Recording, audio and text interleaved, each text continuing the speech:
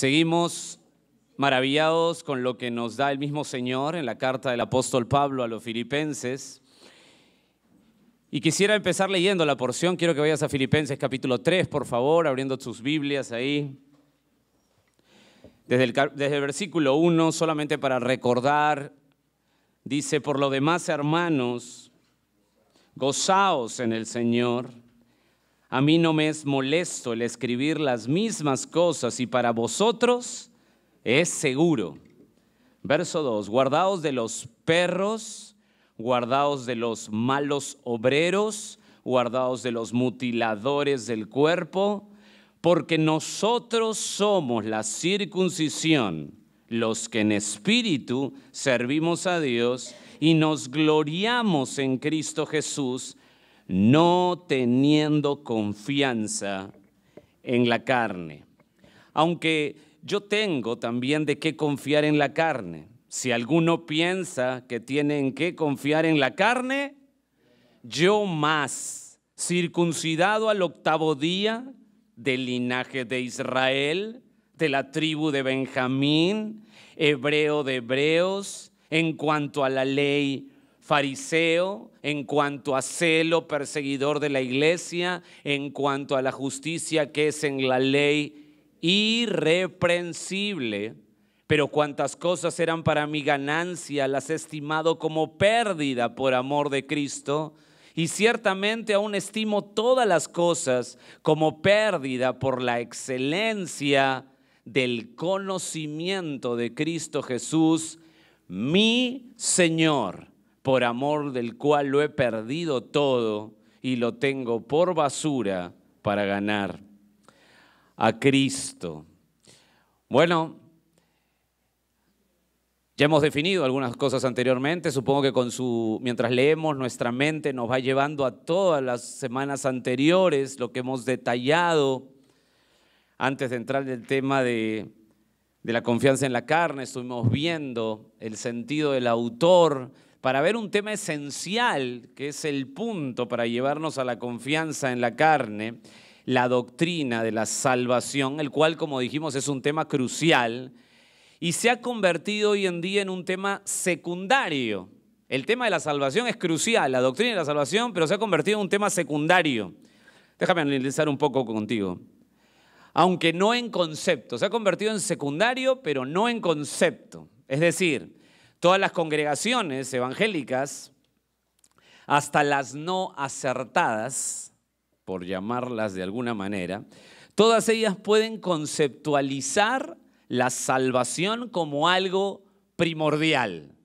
Tú vas a cualquier lugar, una congregación evangélica, y conceptualizan la salvación como algo primordial. Estaba revisando al líder de una iglesia llamado Joel Osteen, que es muy conocido por no ser acertado en la Biblia, ¿no? Por decirlo diplomáticamente, ¿verdad? Y él tiene en su libro Cómo recibir la vida eterna, él tiene un libro que se llama Cómo recibir la vida eterna, y él dice así: necesitas saber que estás salvo, necesitas saberlo, sin dudarlo, no suponerlo, no esperarlo. No necesitas vivir en la duda, el temor y la incertidumbre sin que nunca tengas la seguridad de la gran salvación de Dios. Puedes saber que tienes la vida eterna, no que tienes la religión, sino la vida eterna. Bueno, la prioridad parece que es la salvación en concepto. El señor Cash Luna, en un artículo sobre la presencia de Dios, señala lo siguiente: ¿alguien pudiera recibir al Señor por usted? Pregunta. Así como la salvación es única, nadie puede tener intimidad con Dios por usted.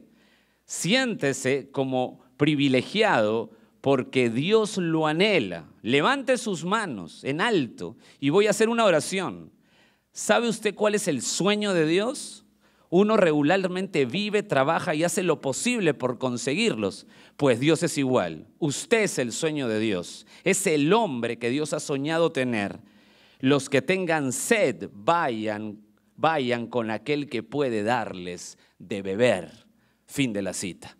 Este hombre está haciendo un llamado: vengan al que puede darles de beber. Como escuchamos, todo el ambiente evangélico coloca la salvación como primordial en concepto. Pero hay un problema. En la práctica hemos reducido la salvación en una oración de un momento, sin demanda, sin compromiso, sin evaluación y, lo que es peor, sin explicación bíblica. Y esto ha producido congregaciones que tengan como miembros a todos los que tienen pulso. ¿Tienes pulso? Miembro. Sin hacer ningún filtro, pues hay que amar a todos y no podemos juzgar. Es decir, piensa conmigo, por favor. Estamos haciendo una involución al siglo XVI. O, para que me entiendas, para ser más específico, a la época de la Reforma, la cual se caracterizó por una lucha. ¿Cuál era esa lucha de los reformadores contra la Iglesia Católica Romana? Justamente por el tema de la salvación. O sea, hoy las iglesias que definen la salvación bíblica son consideradas, escúchame bien, si tú defines la salvación bíblicamente, son consideradas como insensibles, desamorosas, poco misericordiosas e inclusive dañinas.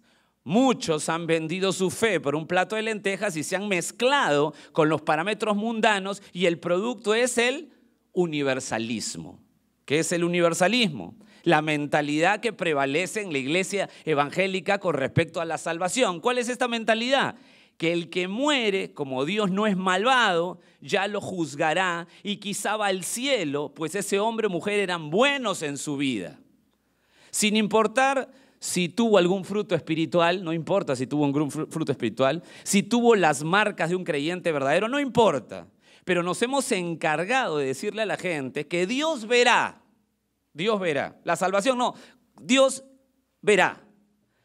Ese pensamiento, amados míos, es el universalismo, el cual es herético, que enseña que al final todos vamos al cielo.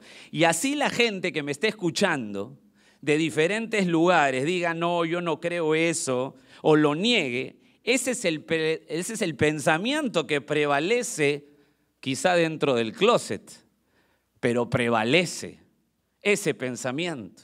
O sea, la pregunta que tenemos que hacernos es ¿qué pensamos sobre la salvación? Y la verdad es que no importa cuánto yo me sienta salvo, sino lo que importa es si para Dios en realidad soy salvo. O sea, la pregunta se reduce a lo que la Biblia menciona de quién es salvo y cómo podemos saberlo. Esto es un tema muy crítico, amados míos, porque al reducir la salvación a simples cosas, lo que estamos haciendo es abrir una brecha enorme al universalismo y al final usted va a ver que en los ambientes evangélicos parecen mundanos. Al final la gente que muere ya Dios verá. Ya Dios hará porque Él es bien bueno. Contrario a muchos líderes eclesiales, Dios ha dejado grandes insignias prácticas de los verdaderos salvos. Alguna de ellas, por ejemplo, en 1 de Juan 2:4 dice que el verdadero creyente ama la palabra de Dios, ama los mandamientos de Dios. 1 de Juan 2:4 dice, el que dice yo le conozco y no guarda sus mandamientos, el tal es mentiroso y la verdad no está en él. Bueno, la inferencia clara es que si tú conoces a Cristo, tú amas sus mandamientos. Es algo simple, hay una marca.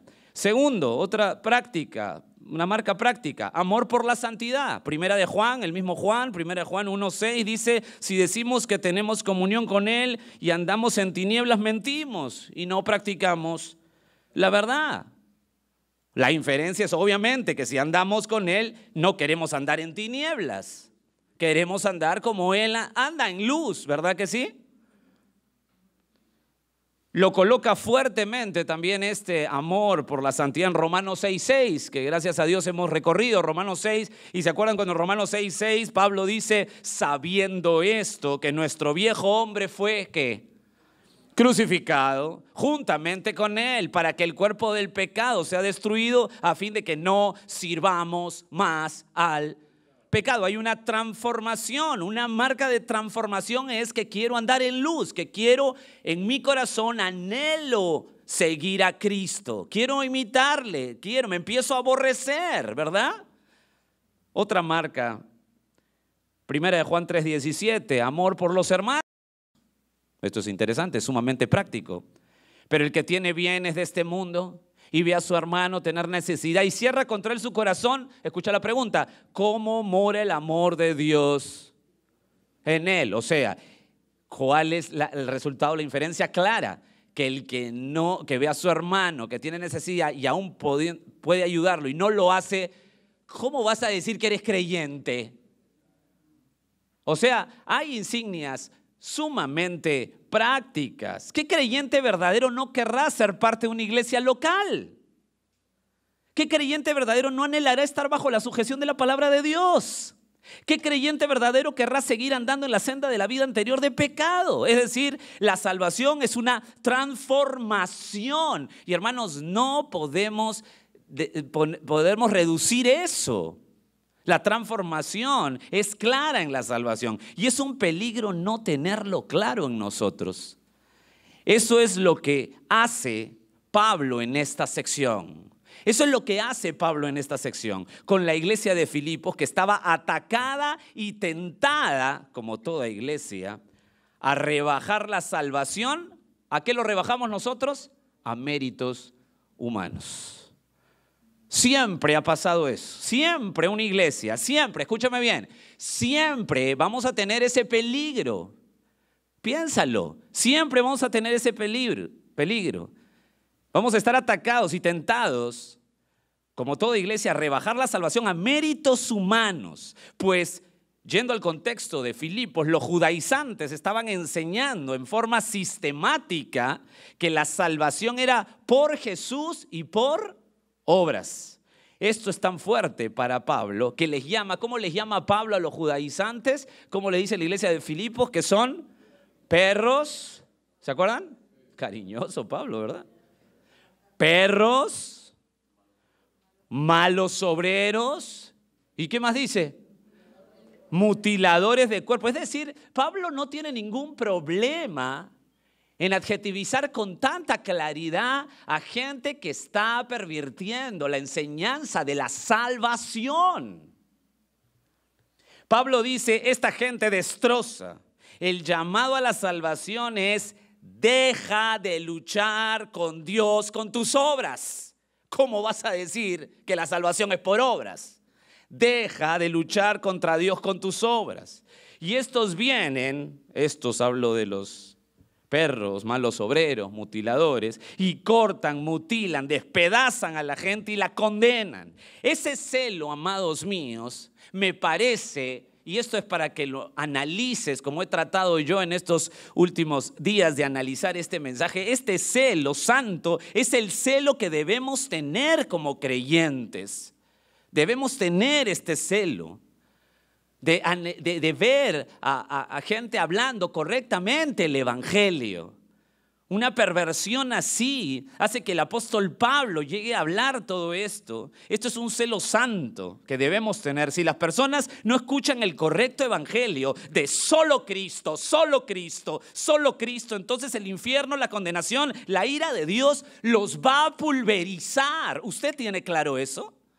¿Usted tiene claro eso, que la gente que amamos, si no escuchan bien y correcto el evangelio, lo va a pulverizar la ira de Dios?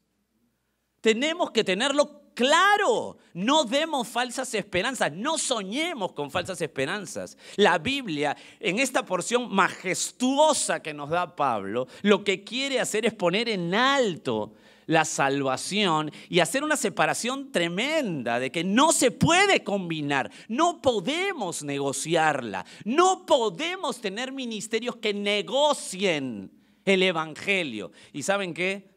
He estado pensando esto y como pastor tengo una responsabilidad enorme, porque siempre vamos a estar tentados en rebajar el evangelio para caerle bien a la gente. Siempre va a ser así. Ahora, define por favor qué es amor para Pablo. Defínelo con esto. La pregunta es, ¿qué es amor para Pablo? ¿Es caer bien a los judaizantes? ¿Es no juzgarlos? No. Ellos creen en Cristo y la sola. No hay que juzgarlos, ¿eh? ¿Eso es amor para Pablo? ¿O amor es destapar el error fuertemente para que la iglesia no dude? ¿Qué cosa es amor?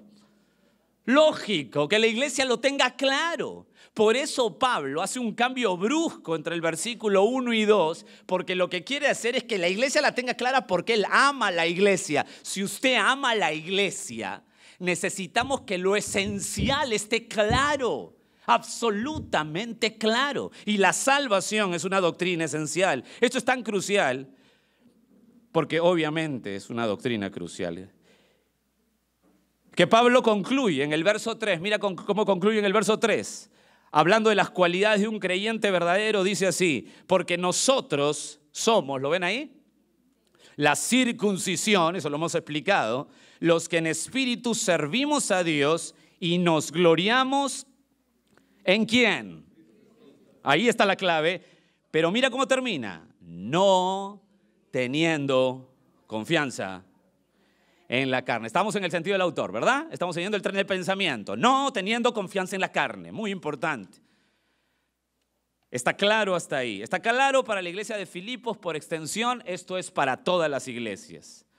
No teniendo confianza en la carne. Ese es el énfasis de Pablo en esta porción de Filipenses, que comenzamos hace 4 semanas. Los creyentes no confían en la obra de la carne. ¿Por qué? ¿Por qué no confían en la obra de la carne? Estamos hablando, ¿cuál es el tema central? La salvación, ¿verdad? ¿Por qué no confían en la obra de la carne? Porque obviamente no produce salvación en Cristo. Filipenses 3:4, míralo ahí. Aunque, si vamos a hablar de la carne, o sea, de las obras de la carne, aunque yo tengo también de qué confiar en la carne, dice Pablo. ¿Está bien? ¿Me están siguiendo? Si alguno piensa que tienen que confiar en la carne, increíble, ¿no? Yo más. ¿Qué tal la autoridad para esto, no? Verso 5, circuncidado, ahí está su currículum, circuncidado el 8º día, del linaje de Israel, de la tribu de Benjamín, hebreo de hebreos, en cuanto a la ley fariseo, en cuanto a celo perseguidor de la iglesia, en cuanto a la justicia que es en la ley irreprensible. Pablo coloca su propia autobiografía para decirnos que su propia justicia no produce ganancia espiritual, sino ¿qué cosa produce? ¿Produce ganancia su propia justicia? ¿Más o menos ganancia? No. Produce pérdida. Pablo da una lista primaria de obras, que es lo que estamos repasando hace algunas semanas, que eran para él su garantía de ganancia, pero que eran pérdida cuando conoce la verdad de la vida espiritual en Cristo. Verso 7, mira ahí, pero cuantas cosas eran para mí ganancia, las he estimado como pérdida por amor de Cristo. Pero vamos a regresar al verso 7, la primera parte, pero cuántas cosas eran para mí ganancia. Esta lista que estamos viendo es lo que para Pablo es ganancia antes de conocer la verdad espiritual, es lo que cuenta. ¿Cuáles son las formas de confianza en la carne que no producen vida espiritual? Las enumeramos. Primera, Pablo habla en circuncidado al 8º día. Segunda, linaje de Israel. Tercera, tribu de Benjamín. Cuarta, cada una hasta ahí tiene toda su disertación. Usted la puede ver, está grabado. Usted lo tiene ya apuntado los que siguen el estudio. Es interesante que hasta aquí, es decir, la A, yo lo he puesto por letras A, B, C, D, las 4 primeras, es interesante que William Hendrickson, este excelente autor, le llama lo que mis padres me dieron, lo llama Hendrickson. O sea, la primera parte circuncidado al 8º día, el linaje de Israel, la tribu de Benjamín, hebreo de hebreos. Hendrickson le llama lo que mis padres me dieron. Y a partir del verso 5, sería 5E, al 6 lo llama lo que yo alcancé con mis propios esfuerzos. Así lo llama Hendrickson, solamente para ordenar la mente un poquito y sistematizar esto. Entonces repetimos, primero, circuncidado al 8º día, ya lo vimos, linaje de Israel, de la tribu Benjamín. Cuarto, hebreo de hebreos, tremenda lista de Pablo. Y aquí viene la quinta o la E para mí. En cuanto a la ley, fariseo. Hasta ahí. En cuanto a la ley, fariseo, dice el verso 5, la parte E, he puesto la parte final. Esta referencia, amados míos, de aquí empezamos, es muy fuerte de Pablo, pues está direccionando su confianza al logro más alto de un judío. ¿Cuál es el logro más alto de un judío? Ser fariseo. Es un grupo de hombres muy selectos. Nosotros escuchamos ser fariseo y medio que retrocedemos, ¿no? Es como colocarle a nuestro hijo Judas. ¿Alguno le colocaría a su hijo Judas de nombre? No, en algunos países está prohibido ese nombre, ¿sabía usted? Está prohibido llamar a su hijo Judas. Acá le puedes poner a tu hijo lo que quieras. Michael Jackson, David Beckham, lo que quieras. Pero Judas no le puedes poner a tu hijo, ¿eh? Es un grupo muy selecto, estos fariseos, e influyentes. Hay un autor, un erudito luterano del siglo XIX que se llama Richard Lenski, y estaba leyendo un poco de él, y él dice esto, en el comentario que hace, dice, era la secta judía más estricta que abogaba por la más completa observancia de la ley y era reverenciado como tal por todos los judíos. Fin de la cita. Me encanta cómo enfatiza Lenski cuando dice la secta más estricta y más completa observancia de la ley, dice Lenski. Así era considerado los judíos. Esta declaración de Pablo cuando dice que él es fariseo, en cuanto a la ley fariseo, esta declaración de Pablo concuerda con los datos registrados por el evangelista Lucas. Cuando habla en Hechos 23, puedes decir un ratito, Hechos 23, para que puedas empezar a enlazar lo que Pablo dice aquí en Filipenses. Esta declaración concuerda lo que Lucas coloca en Hechos 23, cuando Pablo, este capítulo de Hechos 23 es bien interesante porque Pablo vio que Ananías no le daría una audiencia con el Sanedrín. Ananías no le da una audiencia a Pablo con el Sanedrín, ese es el contexto. Y Pablo, en forma osada, porque Pablo era un osado, en forma osada le dijo que era fariseo. ¿Para qué le dijo eso? Para usar esa diferencia teológica entre los fariseos y saduceos como un arma para que los primeros, o sea, los fariseos, respalden su pedido de ir al Sanedrín. Pablo quería ir a dar testimonio en el Sanedrín y no lo dejaban. Entonces él dice, yo he sido fariseo, y eso le abrió el camino para confrontar teológicamente a algunos. Mira el verso 6 de Hechos 23, dice, entonces Pablo, ¿lo tiene? Le dice la introducción para que lleguen a Hechos 23, ¿han llegado? Perfecto. Verso 6. Entonces Pablo, notando que una parte era de saduceos y otra de fariseos, alzó la voz en el concilio. Les dijo, varones hermanos, yo soy, ¿qué cosa? Fariseo. No, parece que está en el programa Yo Soy, ¿no?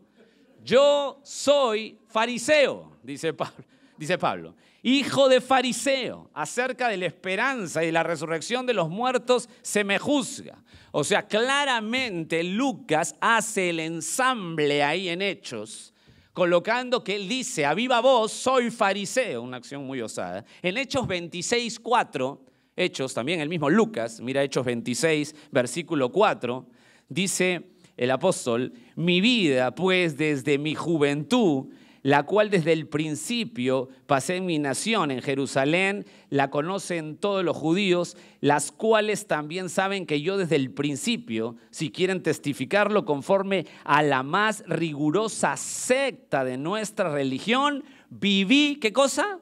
Fariseo. Fariseo, concuerda exactamente con lo que dice Pablo en Filipenses, fariseo. Como también concuerdan con su misma declaración en Gálatas 1:14.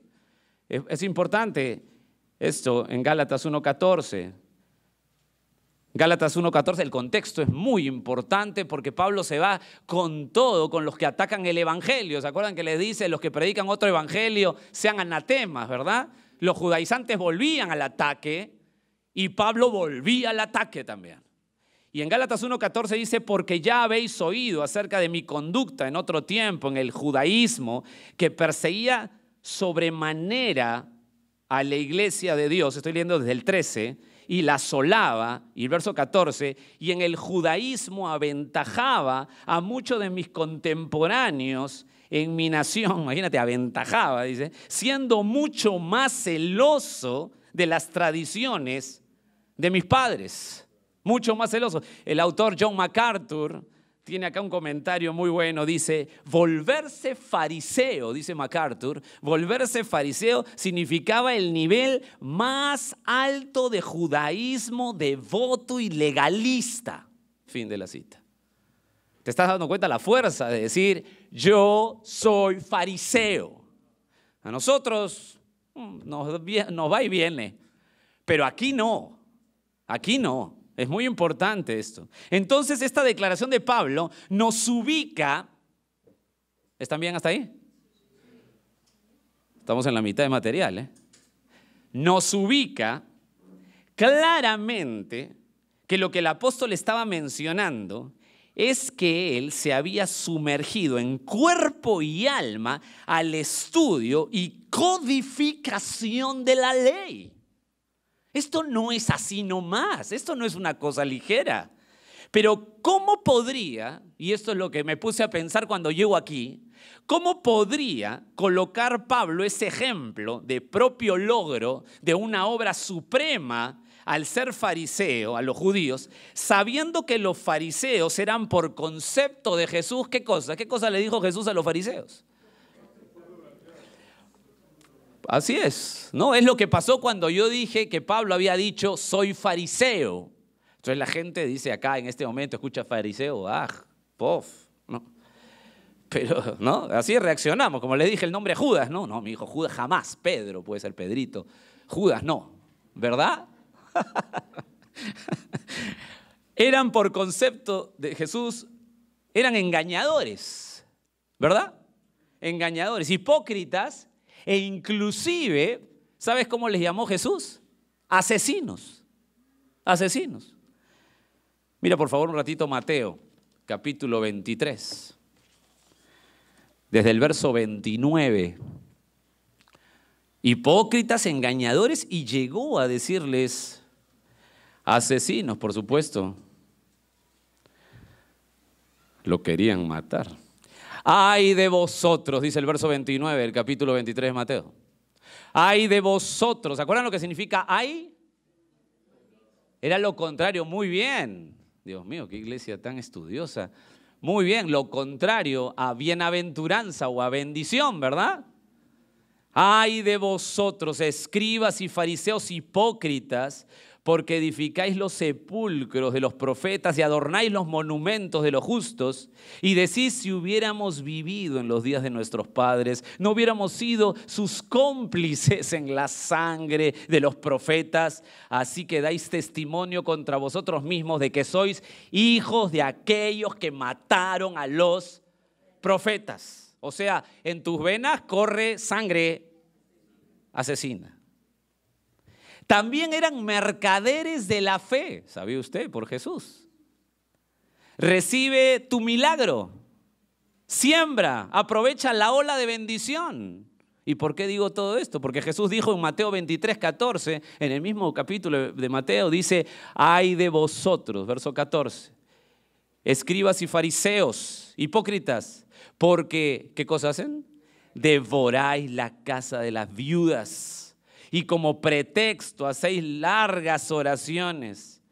Por esto recibiréis mayor condenación. O sea, utilizan su conocimiento, entre comillas, bíblico, su acercamiento o su alta estima en la sociedad por ser fariseos para destrozar y devorar a la gente, prometiéndole cosas que Dios no le ha prometido, dándole tu milagro y haciendo cualquier cosa así. Dicho sea de paso, por eso tenemos claro que Dios aborrece la teología de la prosperidad.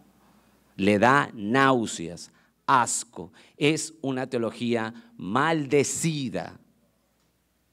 Entonces, ¿por qué es tan fuerte lo que dice Pablo en estima? Bueno, para entender a la gente, para entender por qué esto es fuerte, y correcto para Pablo, a pesar de que Jesús había sido muy fuerte y Jesús lo sabía. ¿Qué cosa los fariseos? ¿Los había juzgado o no? ¿Los ha juzgado o no? ¿O no hay que juzgar? Sí, claro, los había juzgado, hermanos queridos, así directamente los había juzgado. Pero bueno, hay que entender un poquito por qué Pablo pone esto, porque tenemos ese pensamiento de la reputación pésima de los fariseos. Pero para entender esto tenemos que mirar un poquito atrás, un poquito atrás. Los fariseos no era un hombre terrible como hoy lo vemos, sino que posiblemente la palabra fariseo, el nombre viene de la palabra separar o ser separado. Aunque hay pocas referencias objetivas, es muy probable que esta secta se haya formado o que haya sido realizados sus primeros pasos en el despertar de la ley que hubo en el posexilio, que eso se describe en Nehemías 8. Quisiera que vayas un ratito a Nehemías 8 porque hay un despertar de la ley en el posexilio. Es muy interesante aquí porque en el libro de Nehemías lo que se hace es volver a la ley. Y la ley se tenía que leer para los judíos y por estar en exilio dejaron esa práctica y cuando llegaron del posexilio empezó un despertar. Dice, pues la lectura de la ley y la solemnidad de ella se había descuidado desde que fueron cautivos en Babilonia. En ese momento fue crucial para el pueblo, en Nehemías 8. Esta circunstancia fue respuesta al pedido del pueblo que anhelaba estar bajo la ley. Mira desde el verso 1. Y dice, se juntó todo el pueblo. ¿Lo tienen ahí en Nehemías 8? Se juntó todo el pueblo como un solo hombre en la plaza que está delante de la puerta de las aguas y dijeron a Esdras, el escriba, ¿qué cosa le dijeron? ¿Qué tiene que decirle usted a su pastor? Trae el libro, ¿no? Como decía Steve Lawson, trae el libro, ¿no? Traer el libro de la ley de Moisés, la cual Jehová había dado a Israel. Y el sacerdote Esdras trajo la ley delante de la congregación, y así de hombres como de mujeres y de todos los que podían entender el primer día, el mes séptimo, y leyó en el libro delante de la plaza que está delante de las puertas de las aguas, desde el alba, ¿hasta qué hora? ¿Cómo que desde el alba hasta el mediodía? ¿Qué quiere decir? O sea, fue un mensaje cortito. ¿Cuántas horas? O sea, nadie se puede quejar cuando predicamos acá 1 hora y cuarto, ¿verdad? ¿No? Ya no hay quejas, ya no hay más quejas. Perfecto. Si no, de castigo te mando con Esdras. En presencia de hombres y mujeres y de todos los que podían entender, y los oídos de todo el pueblo estaban atentos ¿a qué? Al libro de la ley. Y es muy interesante porque muchos autores eruditos llevan el fariseo, los separados, los que son separados, a este momento como de formación de los primeros pasos. Pudiera ser que el fariseísmo se desarrollara en los primeros pasos aquí, pero en su plenitud estaría relacionado en la época intertestamentaria durante el periodo de un famoso libertador que hubo, que es Macabeo. ¿Han escuchado el Macabeo? Hay libros apócrifos, ¿no?, de Macabeos, ¿no?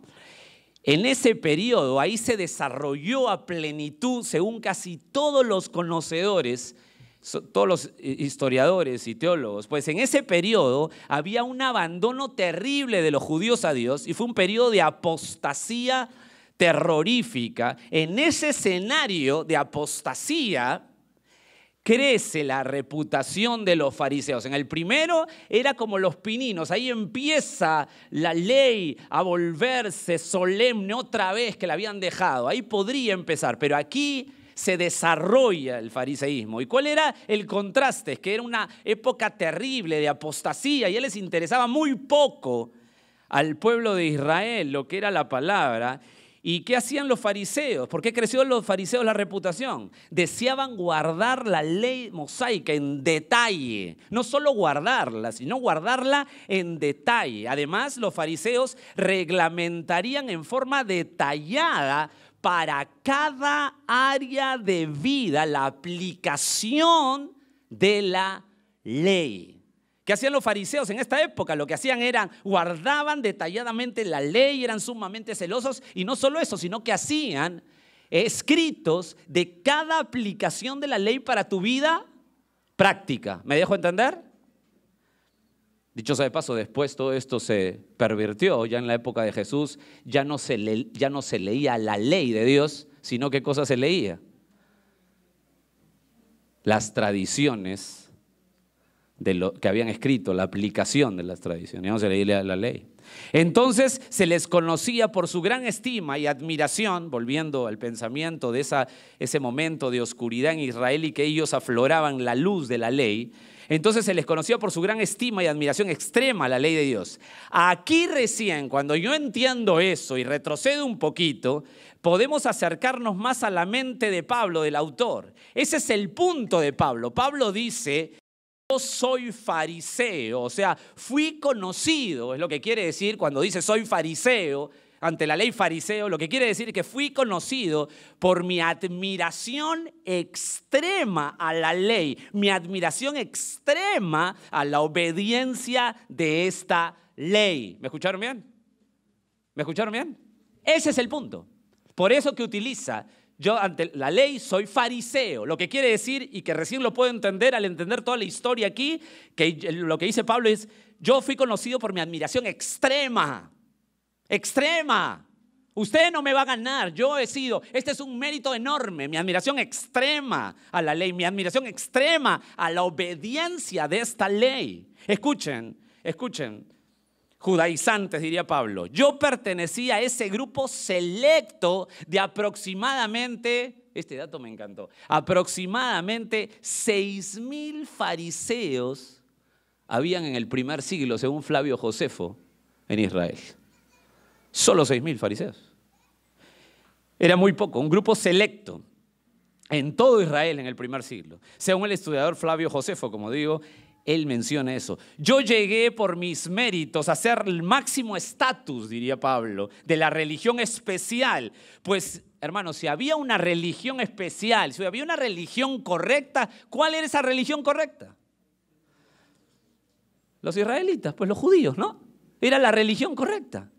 ¿Se acuerdan lo que le dijo Dios a Israel en Deuteronomio 7:6? Lo puedes poner al margen. Deuteronomio 7:6 le dijo: porque tú eres pueblo santo para Jehová tu Dios. Jehová tu Dios te ha escogido para hacerle un pueblo especial, más que todos los pueblos que están sobre la tierra. ¿Quién es el pueblo que para Dios es el pueblo, la nación que Dios escogió de todo el mundo? Israel. O sea, lo que te quiero decir es que Dios podría aniquilar Perú, pero no puede aniquilar Israel, porque le ha prometido, ¿verdad? Es una nación especial, le guste a quien le guste o no le gusta, pero es la verdad.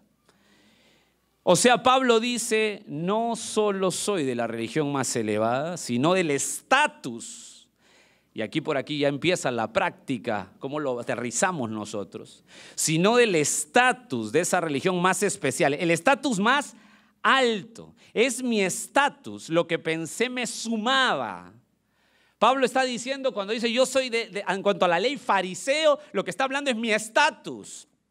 Soy de la religión más elevada y soy del estatus más elevado. Hermano, lo que está hablando aquí es algo que todos los judaizantes tendrían que estar temblando, se quedan atónitos. Soy del estatus más elevado. Se coloca en mi lista, diría Pablo, el check para llegar al cielo. Entonces, si ustedes creen, le dice Pablo, que son de un estatus alto, ¿qué diría Pablo? Yo más. Mi estatus es superior, yo más. Más que ustedes, totalmente más. Si por su estatus te salvas, entonces yo soy recontra salvo en mi carne, recontra salvo en mis méritos. ¿Sabes por qué? Porque mi mérito me ha llevado a ser el del estatus más alto. Amados, esto desploma el pensamiento del esfuerzo humano para ganarse la salvación.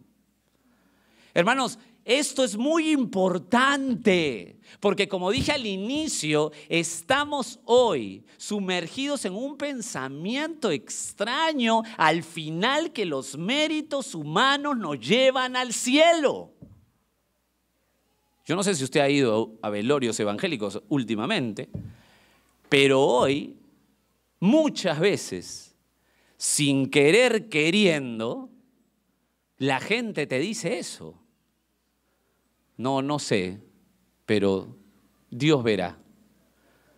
Hermano querido, su mérito no puede llevarlo a la salvación. Su estatus no lo puede llevar a la salvación. Esto pulveriza el sentido que si llego a un nivel soy de Dios. Eso aniquila el pensamiento y la realidad de vernos tan altos en la religión que ya nos merecemos el cielo. He llegado tan alto, o sea, mi conocimiento teológico es tan bueno, soy tan erudito, que Dios cómo me va a cerrar el cielo, ¿eh? Usted y yo podemos hacer todos los méritos que querramos para ser sacerdote, monja, monje, erudito teológico, pastor, lo que tú quieras, lo que quieras. Pero si no pasamos por Cristo, no importa nuestro estatus. No somos nada ni nadie. Usted y yo lo único que merecemos por nuestro estatus es ir al infierno. ¿Usted quiere poner su estatus? Lo que merece es ir al infierno. Jesús habló con el único fariseo que el Nuevo Testamento indica que vino al Señor. ¿Cuál es el único fariseo que el Nuevo Testamento indica que vino al Señor? Nicodemo. Nicodemo. Escuche, de los 6,000 que mencionó Josefo en el Nuevo Testamento, según Josefo, solo describe uno en los evangelios, que atendió las demandas de Jesús. Este fue Nicodemo. ¿Qué le dijo Jesús a este fariseo de estatus alto? A este fariseo de nivel superior, a este fariseo de intelecto brillante, a este fariseo que la gente lo veía y dirían, es un hombre que ha logrado llegar muy alto. ¡Qué mérito de Nicodemo! ¡Qué mérito de Nicodemo! Entonces la gente miraba a Nicodemo. ¿Y qué cosa pensaba la gente de Nicodemo cuando pasaba por las plazas o llegaba al centro de la ciudad? ¿Qué cosa pensaba la gente de Nicodemo? ¿Qué dirían? ¿Qué diría una niña? Yo quisiera que mi papá fuera como Nicodemo.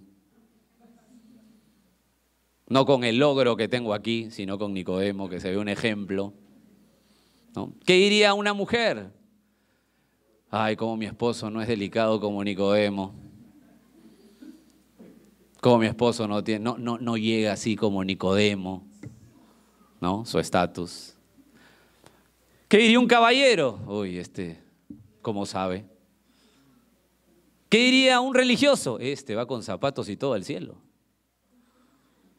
Dios, ¿y qué opinas de Nicodemo? ¿Y Dios qué diría? Sucio,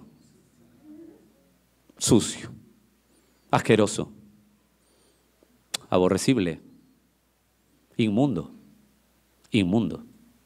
No pasa. Jesús lo miró y le dijo en Juan 3:3, de cierto os digo, que el que no naciere de nuevo no puede ver el reino de Dios. La mente de Nicodemo en ese momento, si es que nosotros hacemos un paralelo y entendemos lo que Pablo está diciendo en Filipenses 3, la mente de Nicodemo sería como la de Saulo. Jesús, ¿pero no te das cuenta de todo mi mérito? O sea, ¿no te das cuenta de todo lo que he hecho por ti? ¿No te das cuenta de lo erudito que soy? ¿Y sabe lo que dice el verso 6? Todavía no he hecho un llamado evangelístico. Están pasando adelante. Perdón, no puedo conmigo mismo, perdón. ¿Qué diría? Están grabando ya, perdón. Ya no sé ni dónde estoy. Pero no te das cuenta, diría Nicodemo, de todo mi mérito. No te das cuenta, o sea, en su interior debió pensar, si yo veo a Pablo que dice todo lo excelso que es ser fariseo, todo lo alto, todo el estatus total. Claro, nosotros lo leemos y ni siquiera lo entendemos porque no estamos ahí, no entendemos el contexto, no entendemos la cultura en ese momento, pero lo que está diciendo es, yo de la religión especial soy el más alto del estatus. Y Nicodemo debió pensar eso y le diría, bueno, ¿no te das cuenta todo mi mérito, todo lo que he hecho por Dios, todo lo que he hecho? ¿Y qué diría Jesús? Verso 6, en Juan 3 dice, lo que es, me encanta esto, lo que es nacido de la carne, carne es. Qué dramático, pero qué explícito, qué claro, qué honesto es Jesús con este fariseo. Ese es el punto. Tu estatus, tu posición, lo más alto que hayas llegado, no te lleva a la salvación. No te lleva a la salvación. El gran erudito bíblico John Owen dejó plasmada una frase célebre en su libro La mortificación del pecado. Y él dijo esto, esta frase quedó marcada en su época. ¿Mata el pecado o el pecado te matará a ti? ¿Mata el pecado o el pecado te matará a ti? No podemos tener falsas esperanzas con respecto a la salvación. Lo que es nacido de carne, carne es. Lo que es nacido de carne, carne es. Yo no tengo entrada por mi estatus. Yo no tengo entrada al cielo por ser pastor. No tengo entrada al cielo por tener un liderazgo religioso. No tengo entrada al cielo por lograr algo en la religión. No tengo entrada al cielo porque no soy nadie. Mata el pecado o el pecado te matará a ti. ¿Cuáles son las formas de confianza en la carne que no producen vida espiritual? Según Pablo. Circuncidado al 8º día, linaje de Israel, de la tribu de Benjamín, hebreo de hebreos, en cuanto a la ley, fariseo. Número 6, la próxima semana.